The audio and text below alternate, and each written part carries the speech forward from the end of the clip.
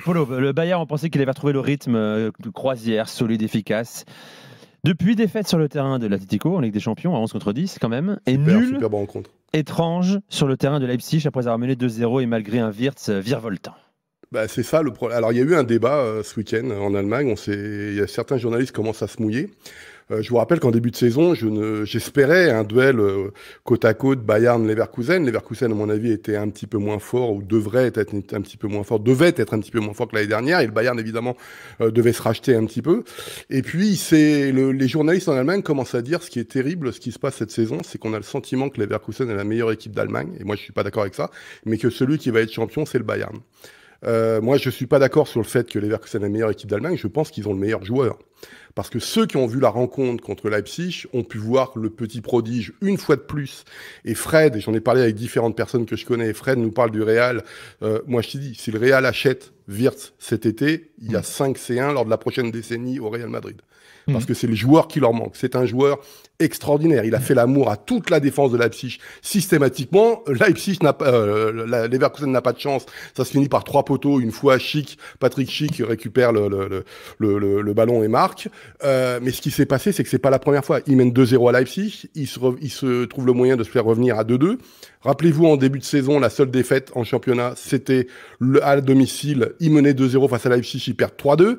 Ils ont trouvé les moyens de mener 2-0 face à Holstein Kiel, qui va, à mon avis, descendre cette année. Ça se finit à 2-2, etc. Et en fait, il y a eu les matchs à Bochum, il y a eu les matchs, les buts encaissés à la 89e minute contre Bochum, qui est quand même une équipe qui risque de descendre aussi. Il y a eu le match à Brême où ils mettent 2-0 au bout de 8 minutes et ils se prennent le but, l'égalisateur lors de la 90e minute. Et en fait, on se rend compte que c'est pas forcément le Bayern qui est au-dessus, mais c'est Leverkusen qui lâche des points systématiquement et se retrouve aujourd'hui à 6 points du Bayern. La 22e journée, rappelons qu'il y a Leverkusen-Bayern quand même, qui pourrait les permettre de revenir à 3 points. Mais à force de lâcher des points comme ça, contre une équipe comme Leipzig quand même, où au départ, Leipzig-Leverkusen, tu sais pas si Leverkusen va prendre les 3 points. Mais tu as l'opportunité d'aller chercher 3 points à Leipzig. C'est que tu finis avec un point qui, dans l'absolu, n'est pas une mauvaise opération. Mais comme le Bayern a souffert à Fribourg, mais eux ont réussi à conserver les 3 points, ça fait que les Leverkusen se retrouvent à 6 points après 19 journées. Donc je sais pas comment ça va se finir, mais la petite musique en ce moment en Allemagne, c'est que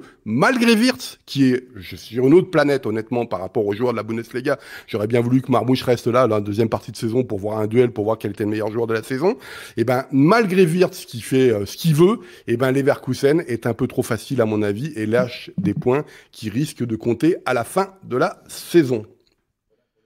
Voilà pour le Bayern. Polo, j'ai une petite question pour toi, parce que j'ai vu une partie du match. Est-ce qu'en Allemagne, on évoque le côté bonne tête à claque de pas mal de joueurs de cet effectif-là?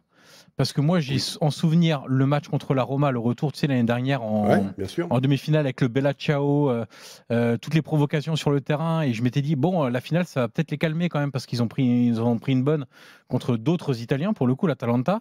J'ai vu plusieurs matchs cette saison, des bonnes têtes à claque. J'ai vu la polémique Frimpong à l'Atlético. Je vois ce match-là où Wirtz, le premier truc qu'il pense à faire après sa superbe action, c'est de se retourner pour narguer Orban. Je vois Tapsoba contre Xavi Simons. Je vois Xhaka aussi en fin de première mi-temps. Il y a quand même pas mal de têtes à claque dans l'équipe. C'est une très belle équipe, esthétiquement très belle, qui réussit, qui gagne des trophées en plus et qui est intéressante à suivre. Mais waouh, faut se les coltiner. Je la trouve un peu arrogante, ouais. Vas-y, Polo. Je sais pas si c'est de l'arrogance. Moi, je pense qu'ils sont vraiment au-dessus. Ils ont le sentiment d'être au-dessus. Le problème, et c'est tout le travail que doit faire Xabi Alonso, il n'y arrive pas d'ailleurs, hein, parce que c'est une formidable leçon. Moi, j'ai adoré le match Atleti-Leverkusen, il est extraordinaire.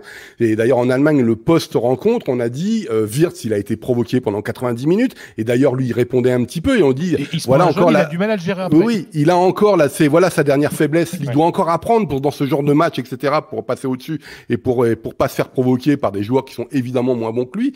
Mais ce que tu dis est vrai, c'est-à-dire ils avaient l'année dernière une telle réussite systématique que, il y a des moments, ils se prennent, c'est trop facile ce qui leur arrive. Comme en plus, Jonathan Tah, Tapsoba sont souvent sur courant alternatif, Mukiele, c'est Mukiele, je vais pas en faire un ballon d'or, hein, il est polyvalent, c'est intéressant. Frimpong, il est quand même loin de ce qu'il faisait l'année dernière.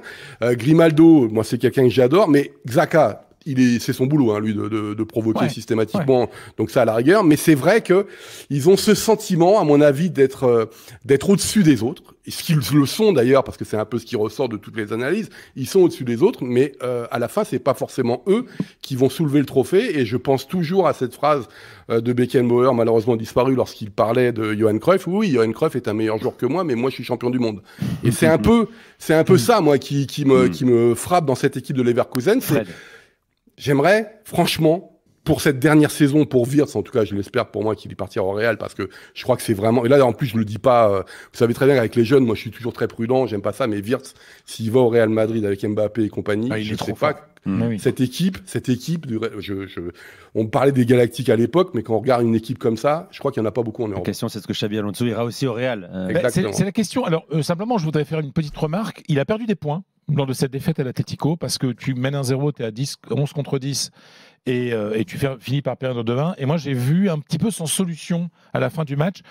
Et il a été énormément critiqué dans la presse espagnole, parce que tout le monde attendait en disant ancien joueur du Real, pressenti pour être entraîneur du Real, et se faire avoir comme ça, comme l'Atlético a eu plein de gens. Hein. Ce qui s'est passé, tu peux dire la même chose de Xabi Alonso, parce qu'en fait le duel qu'il y avait, il parle de Xabi Alonso. Pardon, je crois que je parle de Xabi Alonso. C'est-à-dire qu'il se fasse lui avoir, alors qu'il sait très bien que l'Atlético est capable de faire ça, et je l'ai trouvé un peu, tu vois, je pense qu'il aurait pu sauver le match nul, il n'a pas réussi. De là à ce que ça remette en cause son éventuelle venue au Real. Tu connais, ça remet pas en cause. Mais tu sais comment ça se passe en Espagne. La presse, le lendemain, automatiquement, les commentaires à la télé le soir, à la radio, c'était Xabi Alonso. Et Florentino, il est là. Et s'il veut entraîner le Real, il va falloir qu'il perde pas ce genre de match, quoi. Bon. Voilà, tu vois, c'est ça. Et je l'ai trouvé un petit peu court, finalement, dans son incapacité à empêcher, pas le match nul qui peut arriver, mais la défaite à la fin.